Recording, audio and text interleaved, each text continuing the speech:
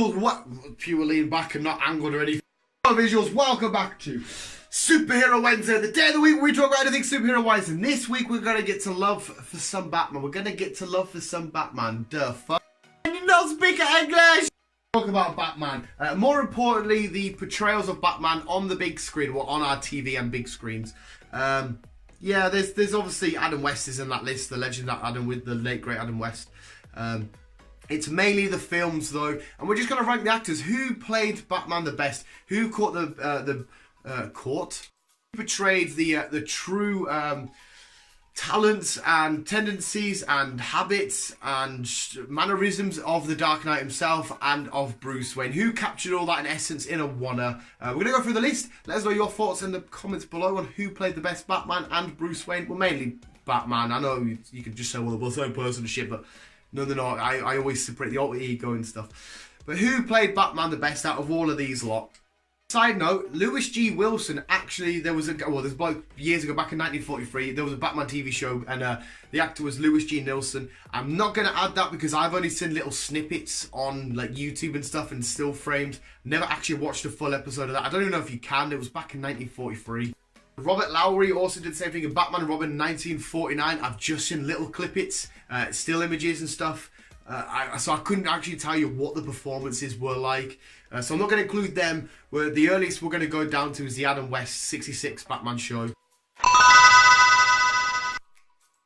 Let's start off with Batman and Robin in 1997, portrayed by George Clooney. That is the worst Batman Bruce Wayne portrayal I've ever seen. It was just awful. I mean, we got the villains in it were cool.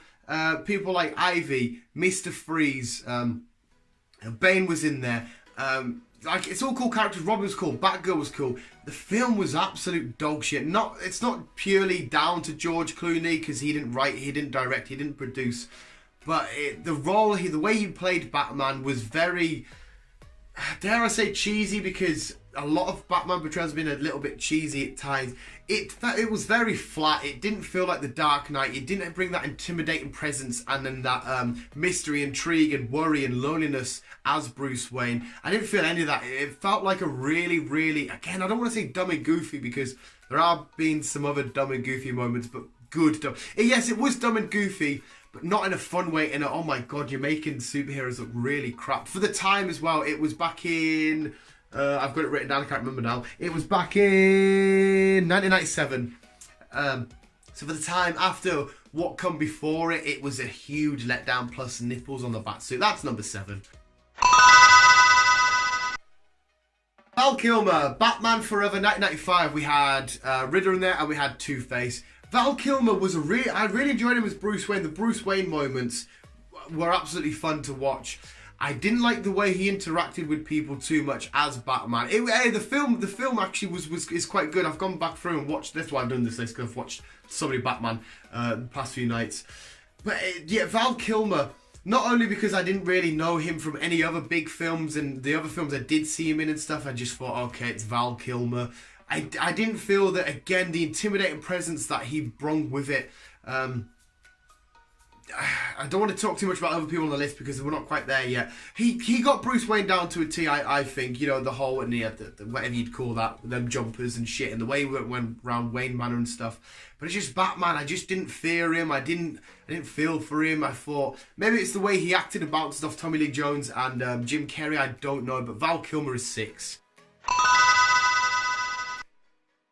Michael Keaton from Batman and Batman Returns. I really enjoyed Michael Keaton's portrayal on both aspects. It was just too much of the stiffness. Again, that's not necessarily his fault. I enjoyed him as Bruce Wayne, and I enjoyed him as the Dark Knight. But after saying that, I'm going to do a little bit of contradiction here because he didn't look like Bruce Wayne or Batman.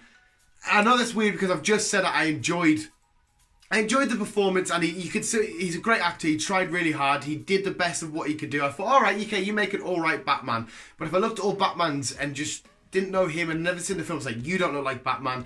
I don't know if this is coming across and making any sense. I enjoyed it, but when I go back, I don't see him as Batman. I think it's more a little bit of biasry as well because I really like him. He's done a lot of films that I love. More recently, Vulture, he's awesome.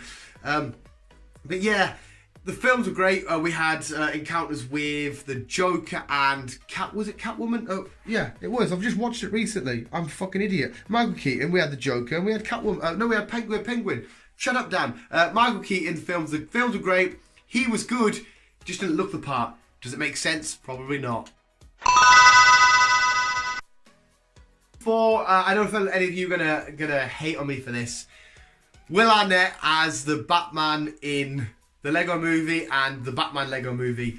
I fucking love Will Arnett as Batman. Not only because the Batman film alone, right, if you watch it properly, it is a fucking beautiful way to show the relationship between the Joker and the Batman. It shows it perfectly, and it does it in such a silly, goofy way. It allows Batman to be silly and goofy, and it takes jokes at some of his own personal stuff, some of his own traits, some of the people he's got up against.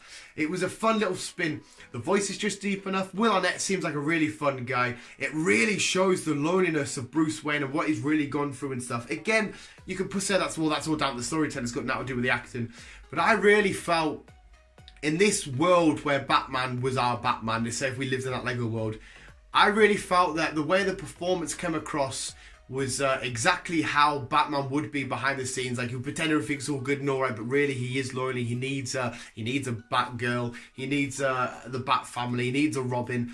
And it really come across. And plus, it was really fun. I couldn't help but enjoy myself. And I just really appreciated the way that the Joker and the Batman relationship was. Will Arnett, he was a really fun Batman.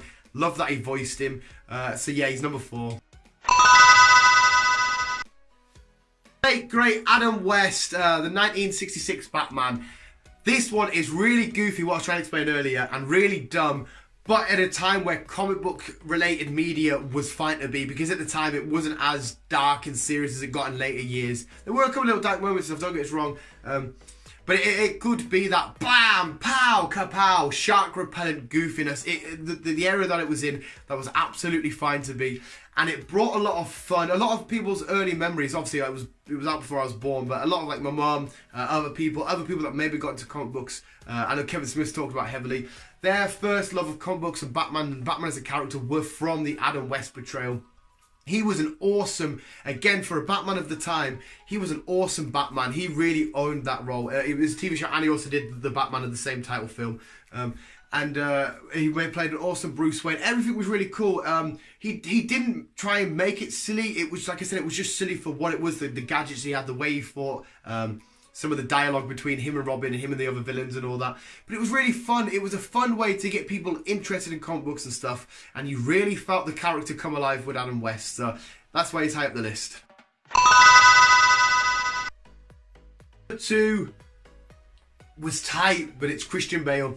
Christian Bale played such a phenomenal Bruce Wayne and such a phenomenal Batman, or the Dark Knight, we should really call him. What I kept saying in previous entries in the list, with Christian Bale, he brought the intimidation and the fear, what it truly is to fear Batman.